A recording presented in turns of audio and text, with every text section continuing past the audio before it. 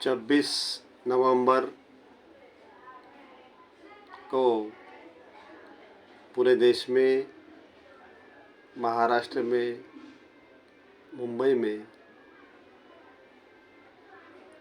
संविधान दिन हम सभी लोगों ने मिलके मनाया। 26 नवंबर को संविधान बाबा साहब ने देश को दिया और 26 नवंबर को इस देश के मनुवादी व्यवस्था ने मुंबई में ताजमहल होटल पर अटैक हुआ। 26 नवंबर को यह अटैक क्यों हुआ? 27 नवंबर को नहीं हुआ, 25 नवंबर को अटैक नहीं हुआ, क्योंकि संविधान दिन के दिन सब भारतवासी इस 26 नवंबर के दिन को निषेध व्यक्त कर सके, इसलिए उन्होंने 26 नवंबर को ही तारीख रखी गई। उसके बाद में, उसके पहले की बात बताता हूँ।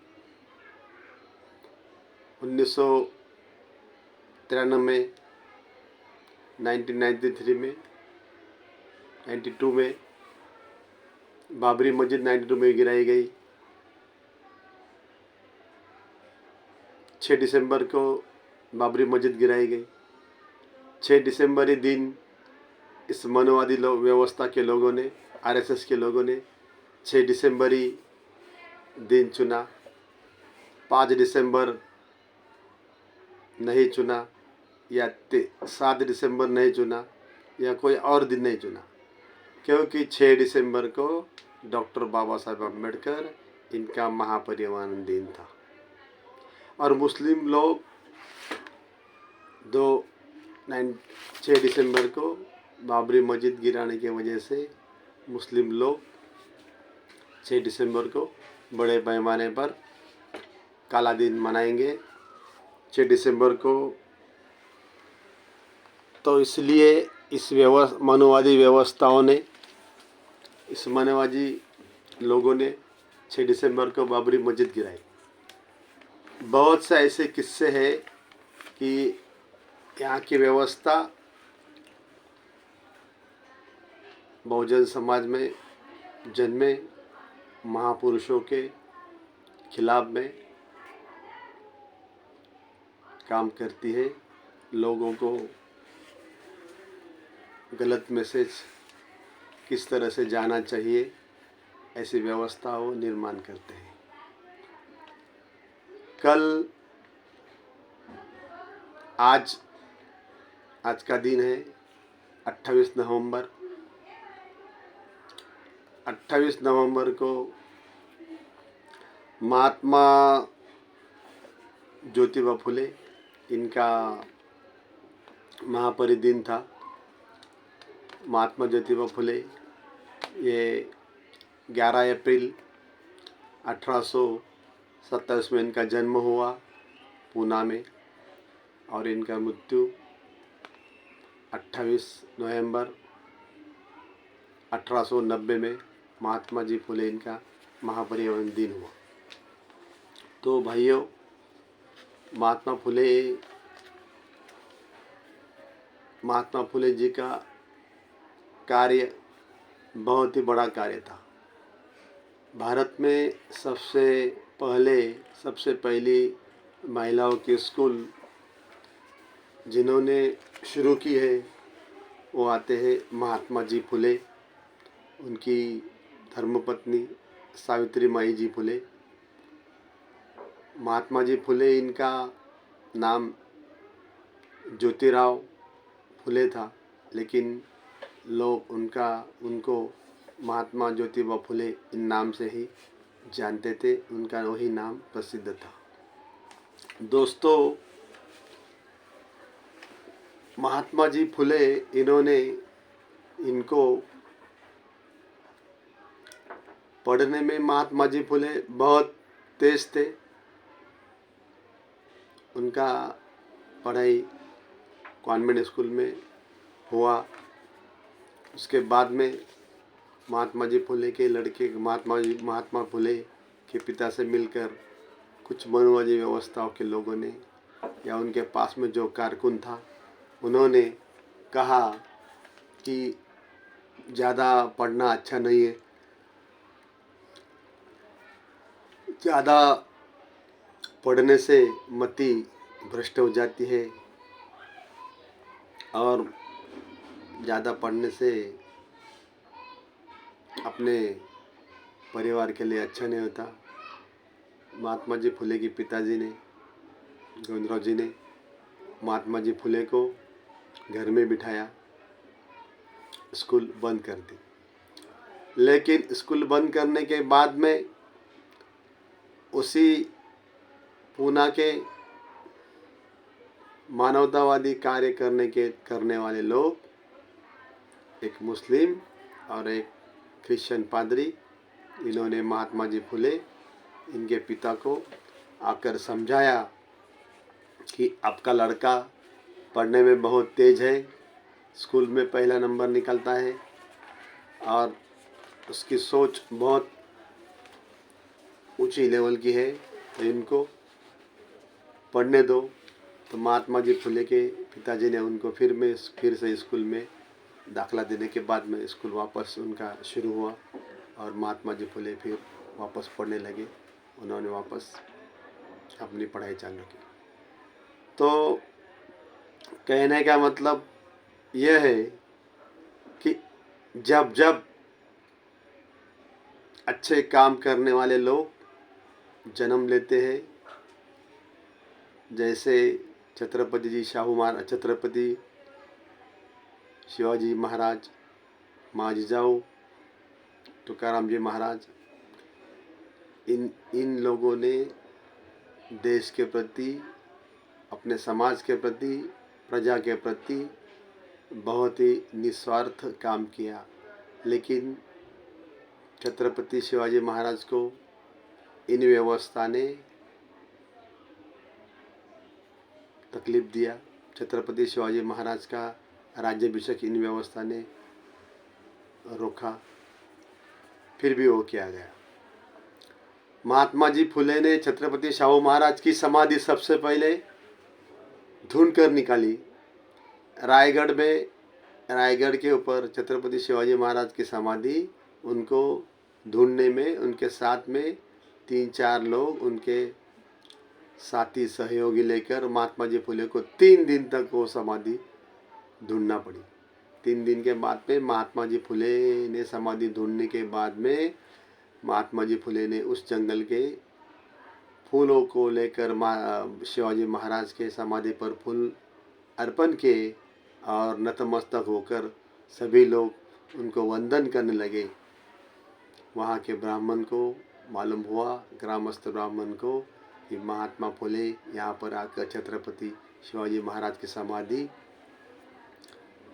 खोज लिया है। वहाँ का ग्रामस्थ भट्ट आकर छत्रपति शिवाजी महाराज के समाधि के फूलों को नस्त मस्त करता है और कहता है, इस्कुन भट्ट शिवा के फूल चढ़ाने के बजाय मैं इस ग्राम का ब्राह्मण हूँ, ग्रामस्थ ब्राह्मण हूँ, मुझे पूजा अर्चा करो, दान दक्षिणा दो। और इस तरह से वो उस ब्राह्मण ने छत्रपति शिवाजी महाराज जिंदे रहते हुए भी तकलीफ दी। छत्रपति शिवाजी महाराज मरने के बाद में भी छत्रपति शिवाजी महाराज के प्रति इन मानववादियों का गुस्सा कम नहीं हुआ। तो छत्रपति शिवाजी महाराज के प्रति भारत में सबसे पहले पौड़ा बनाने का काम किया महात्मा ज्योतिबा फुले ने। पहला पौड़ा उनके ऊपर लिखा। दूसरा पौड़ा महात्मा शिवाजी महाराज के ऊपर मुस्लिम समाज के लोगों ने लिखा। पहली शिव जयंती भारत में शुरू करने का काम महात्मा जी फुले ने किया। महात्मा जी फुले ने पूना में सबसे पहली जयंती छत्रपति शिवाजी महाराज की शुरू करने वाले महात्मा जी फुले थे। शिवाजी महाराज के ऊपर पौड़ा लिखने वाले महात्मा फुले थे। छत्रपति शिवाजी महाराज की समाधि खोजने वाले भी सबसे पहले महात्मा जी फुले थे। तो कहने का मतलब यह है कि जो लोग आज महाराष्ट्र में जय भवानी जय शिवाजी कहते हैं, उनके वंशज छत्रपति शिवाजी महाराज के समाधि क्यों नहीं खोज रहे थे? उनके वंशज छत्रपति शिवाजी महाराज के नाम के ऊपर पौड़ा क्यों नहीं लिख रहे थे? उनके वंशज छत्रपति शिवाजी महाराज की जयंती साजरी क्यों नहीं कर रहे थे? तो दोस्तों, विचार करने की बात है। जब जब समानता इस देश में लागू होने की बात आती है तो यहाँ की व्यवस्था, मनुवादी व्यवस्था उन महापुरुषों के खिलाफ में जाती है। तो महात्मा जी फुले का कार्य बहुत ही खतरनाक और बहुत ही हमारे बहुजन समाज के लिए प्रेरणादायी महात्मा जी फुले इनका कार्य है। महात्मा जी फुले इनको मुंबई में महात्मा इस पदवी यहाँ के मुंबई के मूल निवासी लोगों ने एक प्रोग्राम लेकर 1888 में उनको महात्मा पदवी बहाल की गई। महाराष्ट्र के बहुत से लोग हैं जिनको स्वतंत्र पदवी किसने बहाल की मालूम नहीं। महाराष्ट्र में नहीं बल्कि गुजरात के कोई लोग महात्मा पदवी उनको किसने बहाल की मालूम नहीं।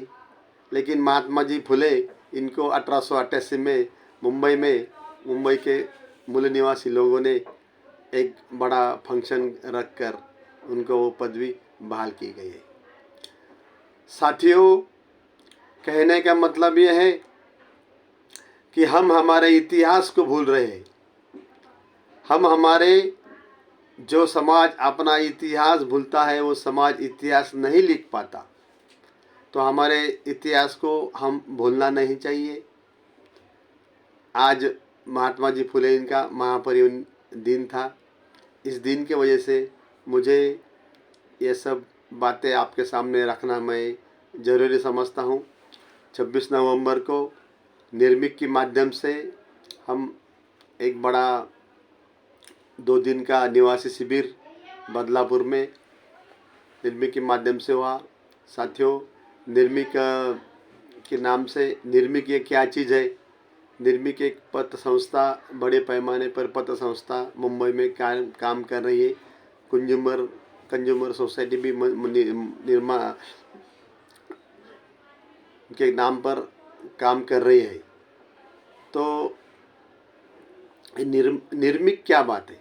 तो निर्मिक ये शब्द है, ये महात्मा जी फुले इनके वर्ड में से, उनके डिक्शनरी में से निर्मिक यानी निर्माण करता। तो हम सब लोग इस देश के बहुजन समाज लोग हैं, बहुजन समाज के लोग हैं। हम सब निर्माण करता है क्योंकि देश निर्माण करने का काम हमारे ही लोगों ने किया है, हमारे ही पुरखों ने किया है। तो इस महात्मा जी फुले के वर्ड में से ये निर्मिक नाम लेने के बाद में इस मुंबई के बहुत से लोगों ने इकट्ठा आकर 5 साल पहले ही निर्मिक नाम कर पत्र संस्था मुंबई में काम कर रही है। इसका काम अभी ठाणा में, पालघर, रायगढ़ इस 3-4 जिलों में चालू होने वाला है। तो सभी साथियों को मैं नम्र निवेदन करता हूँ कि आज हम सब लोग उस दिन को याद करना चाहिए कि हमारे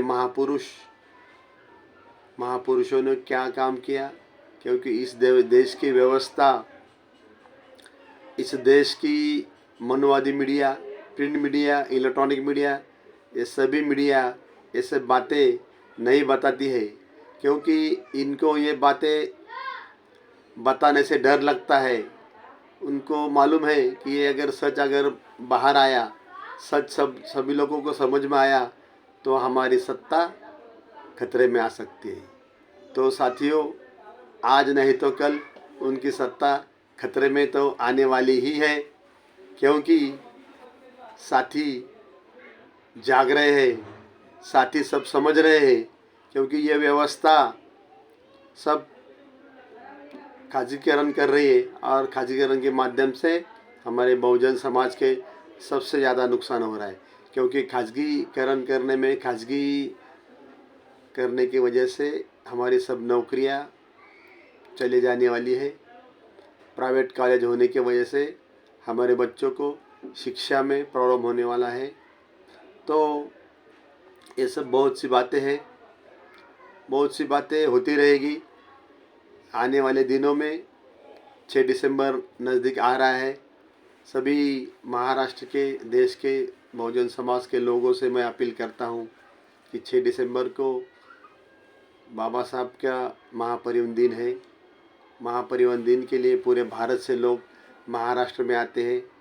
तो जितने भी लोग अपने संगठन में काम करते हैं वो सभी लोगों को विनती करता हूँ कि आप सभी लोग 6 दिसंबर को महापरिनिर्वाण दिन के दिन आप सभी लोग मुंबई दादर में आकर बाबा साहब को वंदन करना चाहिए। और 1 जनवरी को हम सभी लोग भीमा कोरेगांव पहुंचकर हमारे सभी वीरों को हम वंदन करना चाहिए। मैं अपनी बात यही ख़त्म करते हुए मैं विदा लेता हूँ। जय भीम, जय कक्कया, जय रविदास, जय भारत।